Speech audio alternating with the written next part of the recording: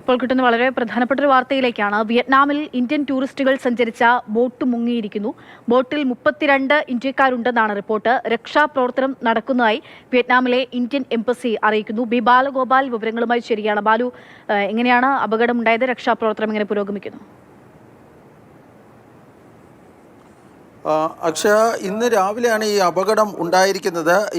ഈ ബോട്ടിൽ ഉണ്ടായിരുന്നത് 32 ഇന്ത്യക്കാരാണ് എന്ന റിപ്പോർട്ടുകളാണ് ഇപ്പോൾ പുറത്തു വരുന്നത്. പക്ഷേ ഏറ്റവും പുതുതായി ലഭിക്കുന്ന വിവരമനുസരിച്ച് 18 പേർ മരിച്ചതായാണ് വിയറ്റ്നാമിലെ പ്രാദേശിക മാധ്യമങ്ങളും മറ്റും ഇപ്പോൾ റിപ്പോർട്ട് ചെയ്യുന്നത്. രക്ഷാപ്രവർത്തനം നടക്കുന്നതായും ഈ വിയറ്റ്നാമിലെ ഇന്ത്യൻ എംബസി അറിയിക്കുകയും ചെയ്തിട്ടുണ്ട്.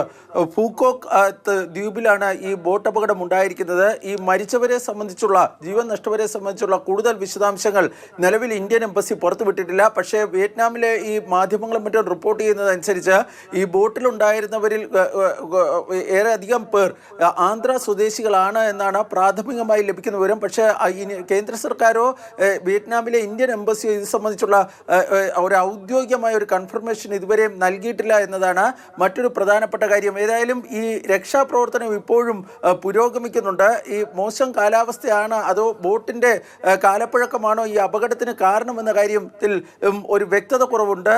നിലവിൽ ഞാൻ സൂചിപ്പിച്ചതുപോലെ തന്നെ വിയറ്റ്നാമിലെ പ്രാദേശിക മാധ്യമങ്ങൾ റിപ്പോർട്ട് ചെയ്യുന്നതനുസരിച്ച് 18 പേർക്ക് ജീവൻ നഷ്ടപ്പെട്ടിട്ടുണ്ട്. അവരുടെ മൃതദേഹങ്ങൾ കണ്ടെത്തിയിട്ടുണ്ട് എന്നാണ് പറയുന്നത്. ഈ തെരച്ചിൽ ഇപ്പോഴും പുരോഗമിക്കുകയാണ്. ഔദ്യോഗിക കണക്കുകൾ പ്രകാരം 32 ഇന്ത്യക്കാരായിരുന്നു ആ ബോട്ടിൽ ഉണ്ടായിരുന്നത് എന്ന വിവരമാണ് പുറത്തു വരുന്നത്. 32 ഇന്ത്യക്കാരായിരുന്നു ബോട്ടിലുണ്ടായിരുന്നത്. ഇപ്പോൾ നമുക്ക് ലഭിക്കുന്ന വിവരങ്ങളൊക്കെ അനൗദ്യോഗിക വിവരങ്ങളാണ്. അവിടുത്തെ പ്രാദേശിക മാധ്യമങ്ങൾക്ക് റിപ്പോർട്ട് ചെയ്യുന്നതനുസരിച്ച് അതിൽ 18 പേരുടെ മരണം സ്ഥിരീകരിച്ചിരിക്കുന്നു എന്നുള്ള വിവരമൊക്കെ വരുന്നത് ആശങ്കപ്പെടുത്തുകയാണ്. ആന്ധ്ര സ്വദേശികളാണെന്നുള്ള വിവരം നമുക്ക് ലഭിക്കുന്നു. ബാലു, ഇതിലിപ്പോൾ എംബസിയുമായി ബന്ധപ്പെടും, അതായത് എംബസിയിൽ നിന്ന് ലഭിക്കുന്ന വിവരങ്ങൾ മാത്രമാണ് നമ്മുടെ മുൻപിലേക്ക് എത്തുന്നത്.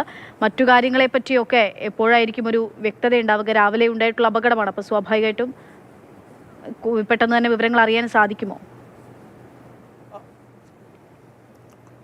കൂടുതൽ വിവരങ്ങൾ സ്വാഭാവികമായും ഇന്ത്യൻ എംബസി പുറത്തുവിടുന്നതായിരിക്കും. ഇന്ത്യൻ എംബസിയുടെ ഒരു ഔദ്യോഗിക ട്വീറ്റിലൂടെയാണ് ഈ ബോട്ട് അപകടത്തെ സംബന്ധിച്ചുള്ള വിശദാംശങ്ങൾ ഇപ്പോൾ അല്ലെങ്കിൽ പ്രാഥമികമായ വിവരങ്ങൾ പുറത്തു വരുന്നത്. അതിലാണ് ഈ ഫൂക്കോക്ക് ഈ ദ്വീപിലാണ് ഈ അപകടം ഉണ്ടായിരിക്കുന്നതെന്ന് എന്നിപ്പോൾ വ്യക്തമാക്കിയിരിക്കുന്നത്. നിരവധി വിനോദസഞ്ചാരികൾ ലോകത്തിൻ്റെ വിവിധ ഭാഗങ്ങളിൽ നിന്ന്, പ്രത്യേകിച്ച് ഇന്ത്യയിൽ നിന്നൊക്കെ പോകുന്ന വിനോദസഞ്ചാരികളുടെ ഒരു ഹോട്ട്സ്പോട്ടാണ് ഈ ഫൂക്കോക്ക് ദ്വീപ് എന്നതാണ് ഏറ്റവും പ്രധാനപ്പെട്ട കാര്യം. അവിടെയാണ് ഇന്ന് രാവിലേക്ക് ശേഷം ഈ അപകടം ഉണ്ടായിരിക്കുന്നത്. ഞാൻ നേരത്തെ സൂചിപ്പിച്ചതുപോലെ തന്നെ 32 ഇന്ത്യക്കാർ ഈ അപകടത്തിൽ പെട്ടിട്ടുണ്ട് എന്നാണ് പ്രാഥമികമായി ലഭിക്കുന്ന വിവരം. പക്ഷേ ഇന്ത്യൻ എംബസി അത് സംബന്ധിച്ച ഒരു ഔദ്യോഗികമായ അറിയിപ്പ് നൽകിയിട്ടില്ല. ഇന്ത്യൻ എംബസി അവിടുത്തെ ഹെൽപ്പ് ലൈൻ നമ്പറും മറ്റും, അതായത് രക്ഷാപ്രവർത്തനത്തെ സംബന്ധിച്ചുള്ള കൂടുതൽ വിശദാംശങ്ങൾ അറിയുന്നതിന് ഹെൽപ്പ് ലൈൻ നമ്പറും മറ്റും പുറപ്പെടുവിച്ചിട്ടുണ്ട്. ഈ രക്ഷാപ്രവർത്തനം ഇപ്പോഴും പുരോഗമിക്കുന്നുണ്ട്.